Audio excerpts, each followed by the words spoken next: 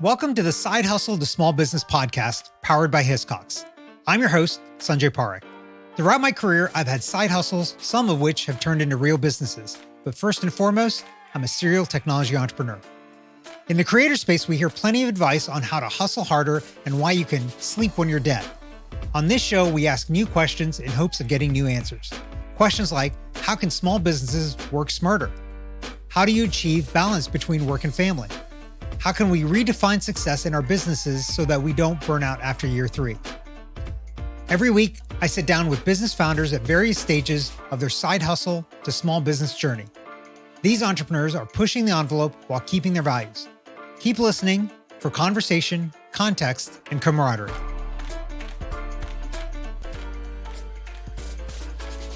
After starting his career in marketing for a food and beverage company, Jacob Burt was ready to make a change.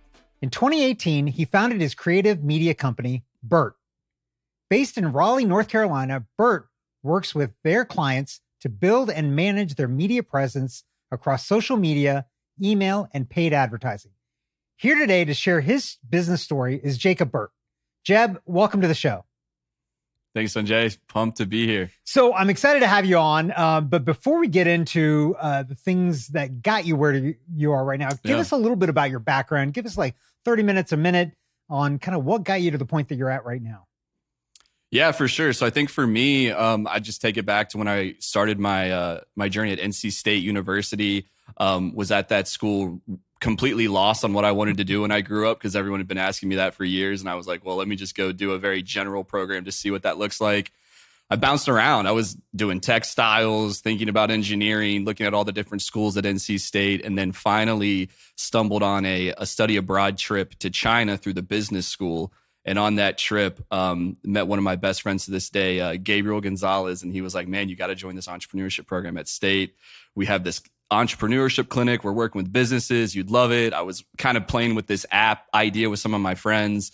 And I was like, man, this sounds like my group. And then when I got back, doubled down on entrepreneurship at NC State. And that led me to meet the company that I started working with in a startup fashion and set me on that marketing trajectory. So the serendipity of all of that seems like it was the key. That's like the same thing in entrepreneurship, right? Like a lot of times it's the serendipity that happens. So did you end up switching then to business as your major and graduating? Yeah, exactly. Yeah, went to the Poole College of Management with business administration with a focus in entrepreneurship, which was a new concentration for the business school, led by a guy named Louis Sheets, huge fan of the program he built there. And that whole network and that group of people just put me in a completely different headspace of looking at small companies, working on real problems with small companies, and got me excited about how those companies communicate and create content and all of those things. And that was just this sort of nucleus of energy that I was like, man, this is my thing. This is exciting. This is what I could double down on. And what I just wanted to build around for my personal interests and what I wanted to do moving forward. Yeah. I find it funny, the comment you made that entrepreneurship was a new program there. And it's like, the country that we're in, the US, 200 plus years ago, we had entrepreneurs essentially, right? That founded a country. Like all the things that are around us are because of entrepreneurs starting companies. Like big giant companies just don't blink into existence. They all started as small companies at one point and startups at one point. So it's just funny that it's taken so long for these organizations to be like, hey, maybe we should teach this thing that is required for everything to happen. Yeah, exactly. I mean, you look at finance, marketing, supply chain, some of those just like classic legacy sorts of programming at universities when, to your point, like this entrepreneurship program was so like refreshing and exciting and real world where like you're actually interacting with companies and you're involved in the community. It just was so much more powerful and fun for me compared to the finance track or the supply chain management. Yeah. Nothing against that. The people who like that. But for me, I was like, man, this is what I need to be doing. Yeah. I mean, totally special people that do that because I know I couldn't do that. So, I mean, that's awesome. And I think vice versa, right? Some of the things that we do, other people couldn't do. So, there's a lane for everybody. So was this starting up Burt Media, was this the first time you'd done something entrepreneurial like this? Or what was the first thing? Like when you were a kid, was there something that you did entrepreneurial? Like what's the first thing you remember? The first thing that really became entrepreneurial for me was just like sort of side hustling and freelance content creation once I got my first actual camera, which was during my time in college. As a kid, I was very much like focused on sports and Boy Scouts. I got my Eagle Scout and some of those like free elective activities. I was never really like thinking about building a business or had a side hustle of sorts. But once I got my first camera, I started doing concerts for free and then would get little paid gigs off of sort of what I was putting out on Instagram from very random local opportunities and whatnot.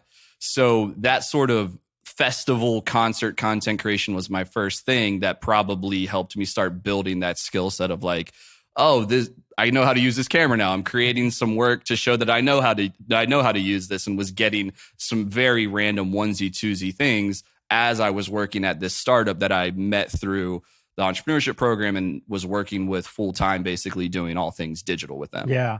Well, was there anybody in your family that you witnessed that were entrepreneurs that you got to kind of see them go through the process? Yeah. You know, on both sides of my family, my grandparents and then their parents were pretty entrepreneurial. My dad comes from a lineage of farmers in Georgia, and I know my great grandpa, Papa Kent, was a Renaissance man, if you'd call it. He had all sorts of different endeavors, whether it was a country store or a farm, a variety of different sort of country entrepreneurship initiatives. My mom's dad helped build a medical program in Pennsylvania. So that energy, is definitely very real in our family. Then my dad's dad, my granddad, or my grandpa, he had a chicken farm as he worked at Lockheed, had a whole farm side operation going. So, and then there's a whole story about how he might have run some moonshine, and he wrote a book about that. So, we've got all kinds of cool little like entrepreneurial stories. My parents directly, not so much. My dad was a pastor, which, I think pastors are entrepreneurs in their own right, building their own organizations and churches. So it's kind of been in the ethos, I'd say. Not that I was ever directly really communicating with them, but definitely thinking about their stories and like, looking back on the photos and everything. I find that pretty motivating and inspiring to see how they were doing it in a completely different time.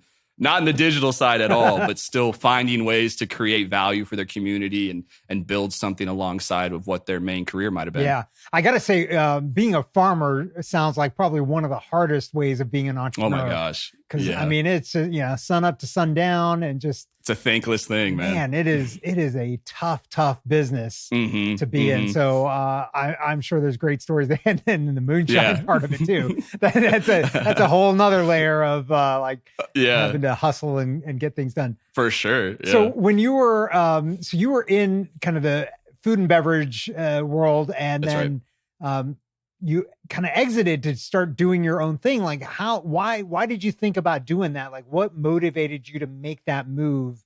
For sure. And what was your thought process in doing that? Yeah. So really the main event that caused all of it was the startup I was at ended up folding due to a variety of different things that had happened. And I was in that position of, man, I did this startup thing for 4 or 5 years. In startup world, you're kind of like underpaid and overworked, and you're kind of believing in the mission of this company. And I was honestly completely over startup world. I was like, man, this was so annoying. I need to go like do consulting or like work for a larger company, and was definitely pursuing the, sort of the pre-training, if you will, to look at a company like McKinsey or like Deloitte, and like thought that was going to be my thing. And while I was doing that, I was just sort of freelancing gigs from the network I'd built at the startup, trying to put together the money to keep the lights on, just sort of support my life. And about 60 days of doing that, and I was like, oh, wait, I'm at a position now where I either need to decide that this is going to be my thing, or I got to focus on building my sort of resume, if you will, or my knowledge base to go into this different career. And the decision was to double down on freelance and see what that could turn into. But it was all really that root thing of that company folding, and I kind of went down with the ship, if you will, with that one. Yeah. What was it that made you decide to double down? Was there something that you were like, this is the reason why? Yeah. I think it was just the idea that it was working. And while I was working at the startup, I always romanticized the idea of kind of doing my own thing or building a company, but I never had the great idea. I was never the person who was like, oh, I've got the next best thing for this thing, or I've got this product to service this market, or built this thing. And when the agencies started working, or the freelance started working, I was like, oh wait, like this could be the thing. And I liked it because I got to work with a lot of different people, or I was working with a variety of different people. And it kind of stroked my curiosity of learning about different people's businesses and creating content around them, as well as it was a pretty low cost barrier to entry. So I was like, there's very little to lose right now. I don't have to put up more money to get this started. It's already going. I just got to find more people that I can do what I'm doing with. And from there, it was like, hey, let's give this a go, because it's working now, and there's really nothing that bad is going to happen to you right now, you know? And you say some things that I think are pretty important to highlight there. First of all, that nothing bad is going to happen, right? What in your view, when you were doing that, what was your view of like your backup plan if it didn't work? Yeah. You know, I was confident that the network of people that I had built through the 4 years of working at that startup, I could fall back to if things like really went sideways and say, hey, like, I need to come on. I need a job. I need a salary. Like, I'm either over invested, I'm in a hole. Right. And there were some really great people that I met at that company that, you know, believed in me. They were in my corner. They offered support if it needed to happen. And I think that foundation just gave me the confidence to say, you can go do something crazy. You can go do something different. And worst case scenario, that W-2 job at that company is going to be waiting for you, or there's going to be a company they can connect you with. And that just gave me the motivation and the power to say, all right, let's go. Yeah. Let's run it. Yeah. I think what you say there is one of the things that holds a lot of people back. They have this fear that it's going to fail, and it very likely can. But they don't think about that next step of like, well, but if it does, there's always something you can do after that. It's not like you've got this scarlet letter and nobody's going to hire you because you failed at this. Exactly. Right? Yeah. So the other part that you talk about there that I think is interesting is that you didn't necessarily have to have this brilliant idea to start this thing. Like, you just started a company and you've continued to get better at it and do more and serve clients. And I think a lot of people are held back by that. Hey, I have to have this brilliant idea to start a company. For sure. So what got you over that hump of being like, I can just do it. I can just start doing things. It's, you know, I think even when I was at the startup, I always had this methodology with my approach to digital execution of progress over perfection. And if you can just take one step forward closer to that end goal, it might be ugly. It might not look right. You're probably going to have to change it eventually, but at least you made that step forward. And, you know, we were Jacob Burt LLC, and we did all things digital for anyone who needed anything digital, whether you needed a website or a brand. If I had any knowledge of how I thought I could do it, we would do it for you. And I just think I got to the point once I committed to it where it was like, just do the things and find out what you do enjoy as much as what you don't enjoy doing. And, you know, we realized over that first year that like, we probably weren't that great at websites. We probably weren't that great at making brands. We probably weren't that great at, you know, some other like SEO. We're not that great at SEO. We're not that great at like Google search ads, but we're pretty good at like content creation and social media strategy and email marketing and Facebook and Instagram advertising. Yeah. So, you know, that progress over perfection has been foundational in the past 3 years for me. True to form, you know? Yeah. I like that. And a lot of people feel like they can't ship something unless it's perfect. And honestly, nothing is ever perfect, right? You see products from even big companies and there's problems with it. Oh, that's right. So I think people need to get over that hump of it has to be perfect before it ships. That's right. So let's talk a little bit about, well, actually, I do have one question for you. So you mentioned the name of the company originally was Jacob Burt LLC. What made you default on that name of all names instead of actually coming up with something else? Like, could you not come up with a better name? And you were just like, I'm going to slap my name on there and that's it. So one of my first ever gigs that I got, this company hit me up like, hey, we need you to go film this bar opening and we're going to pay you like $40 and we need the footage. We're going to edit it. You just go do it. And I was like, yeah, of course. I was like, little, Friday evening, I'm not going to do anything other than like sit around or whatever it is. I'll go shoot it. So I shot it, sent them the footage. And they're like, head of operations emails me back and he's like, hey, to pay you, we need to have an EIN. And I was like, what is an EIN? And I was on LegalZoom and I was like, oh man, I need a company. And at that time, I never really thought I was going to have a company. I just thought I was going to be like side hustling at this startup. So I was like, I'll just be Jacob Burt LLC. Just hire Jacob. Jacob comes out, he does whatever. So I made Jacob Burt LLC. I got an EIN in like 7 days and emailed it to him and I made $40. I think I paid like $300 to have the company made. So I lost money on it, but I was like, I need the EIN. Otherwise I'm going to look like a fool. Like, how do I get this put together? And that's how Jacob Burt LLC came to do. I think I had a couple DBAs on it, or maybe I added the DBAs later where it was like Jeb Shoots LLC because that was my Instagram handle, or like Jeb Commerce. But I used my legal thing was Jacob Burt LLC, and I was rocking with that. So your first deal, you ended up losing $260 on. Yeah, lost money on it for sure. Yeah, I run a negative. I mean, it's funny looking back on it because there were some learning experiences of getting scared into some different bookkeeping agreements and stuff where like the first year while I was doing the company and side hustling with the startup, I think I lost like $4,000 or $5,000. Well, let's talk about that. Like, how did that happen? So I don't know what it is, but basically after I set up my thing on LegalZoom, I started getting solicitations and phone calls from these different companies that wanted to offer services. Now I realize that LegalZoom or whatever it was definitely selling my information to these companies. Right. And I got on a call with this guy and super abrasive kind of sales personality that was trying to sell me on 1-800 tax accountant or something. And there was this form that he said I had to have. And if I didn't file this form, I was going to have to pay all this money and that I could be in legal trouble. And I was just scared, frankly, because I was like, oh, man, I didn't even know that this was a thing. Like, I don't know anything about the paperwork of a company. My taxes and my bookkeeping is definitely something that I've had to learn a lot about because it was definitely probably my least area of knowledge.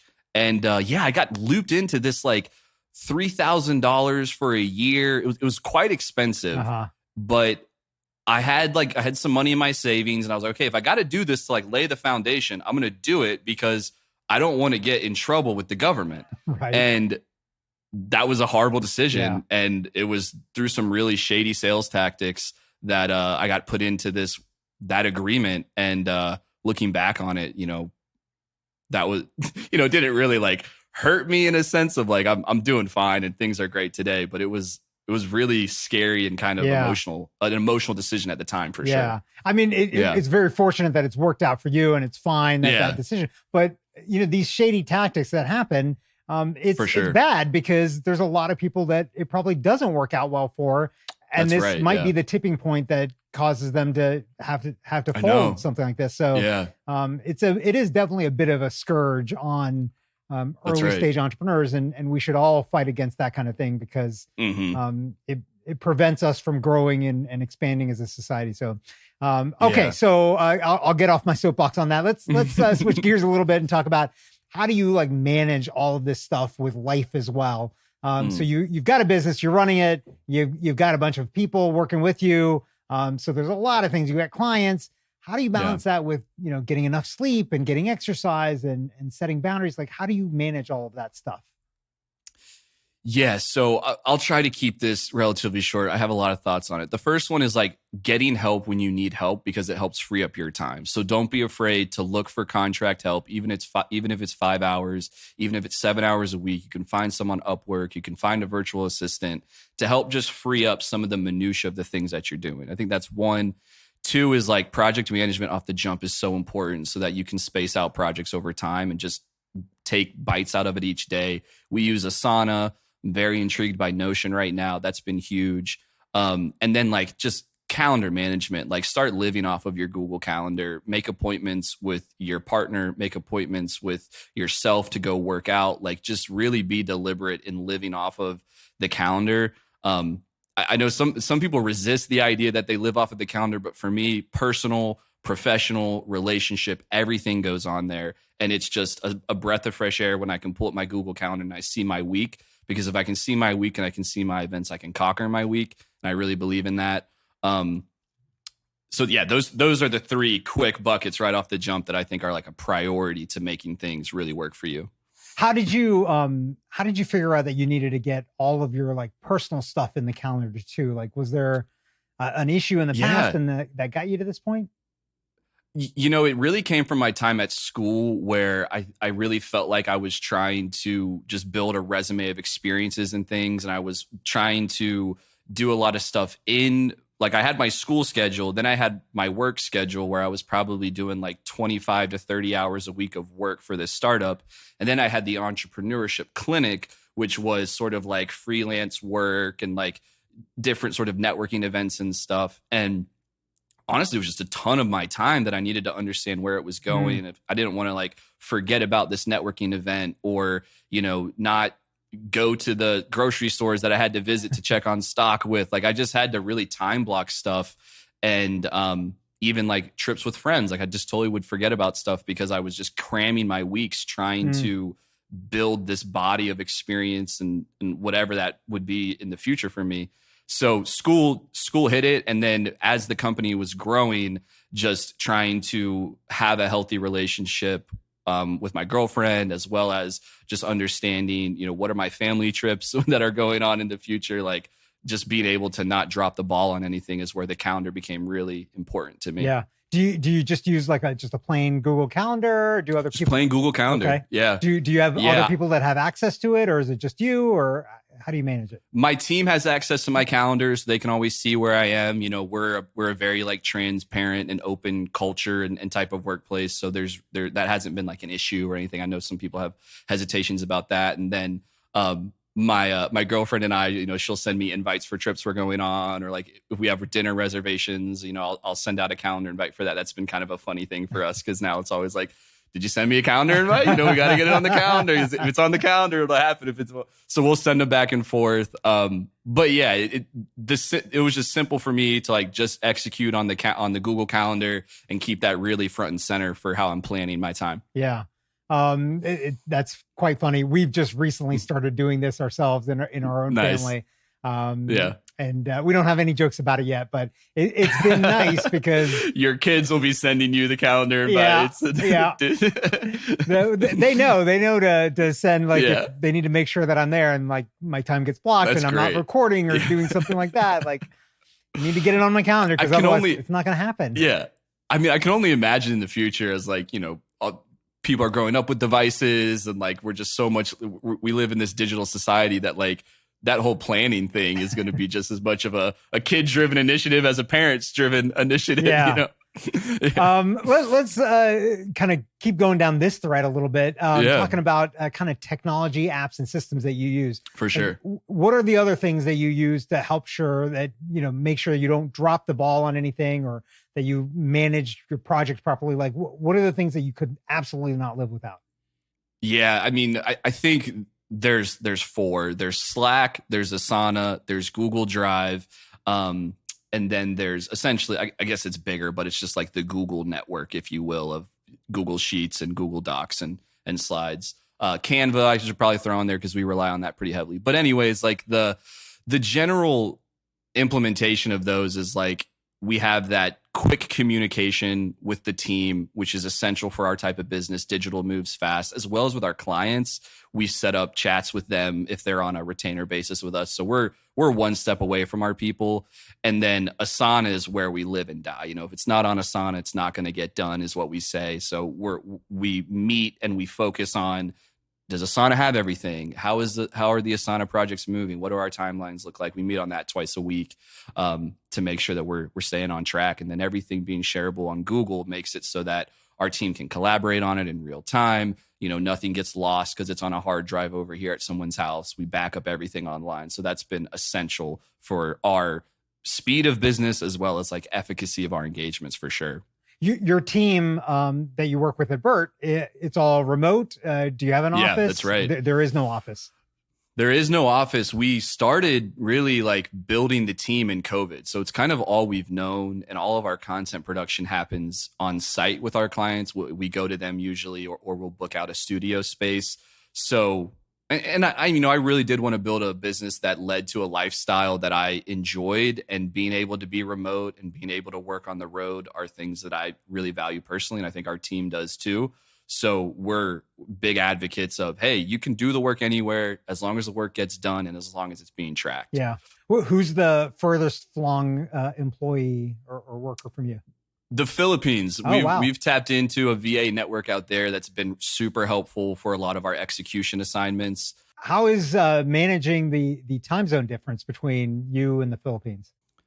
It's not bad if you plan it out far enough in advance. I think a lot of people get frustrated because they try to plan stuff the day it needs to get done, or the morning it needs to get done in the afternoon. And like that just doesn't work with a international workforce, if you will. So like if you can understand your project pipelines for the next 30, 60 days, and you can just put in sort of the daily deliverables of what needs to be happening, that's great. It's hard to work with virtual assistants in real time. So creative projects have been sort of frustrating, but things where actions can be batched, things can be planned. That's when it's been a game changer for us for getting stuff done consistently over time. Great. Yeah. Okay. So thinking about you've been doing this now for a good little while. Thinking about if you could go back in time, what would you do differently based on what you know now? Oh, that's an interesting question. What would I do differently? I think I'd slim down the scope of services for sure. I wouldn't be I wouldn't be everything to everyone. Right. I would really hone in on our media brand approach that we have today. And I'd probably, I think that's the biggest one. I think it's just like trying to focus on the things you love doing that you do well, where the work proves itself, because all our business has basically grown through referrals. Yeah. So do good work as much as you can, as often as you can, that you enjoy doing, and that will have the biggest result. That first year is kind of a wash for us in a way, because we were like, what are we doing? We got to do it all. Right. And that would probably have helped the business in a pretty big capacity, I'd say. Yeah. But that experience that you had of doing everything for everyone also helped you figure out. I know. Exactly. It's kind of a dual-edged thing, right? Like if you didn't have that, then you maybe wouldn't have figured it out. 100%. Yeah. But now that you have figured it out, you're like, well, we shouldn't have done that. I didn't need to figure it out. There was some interesting other initiatives in that first year where I was focusing on trying to work with churches. I thought churches was an opportunity during COVID to basically just provide digital services to churches to produce their sermon on a weekly basis and do social content, because it was called Faith Digital. We onboarded 5 clients to it, and it was working. But I spent a lot of time in the lead generation for that business, and it is just so hard to sell to a church, given you got to get to the decision maker and the size of churches that we were sort of honing in on. It's very complicated. And then I also thought that there was a version of our business that would be just doing like white glove digital services for CEOs at established companies. I had a decent network of sort of chief of staff type of people through the past company I was at, where I was like, maybe these CEOs need to be better on LinkedIn.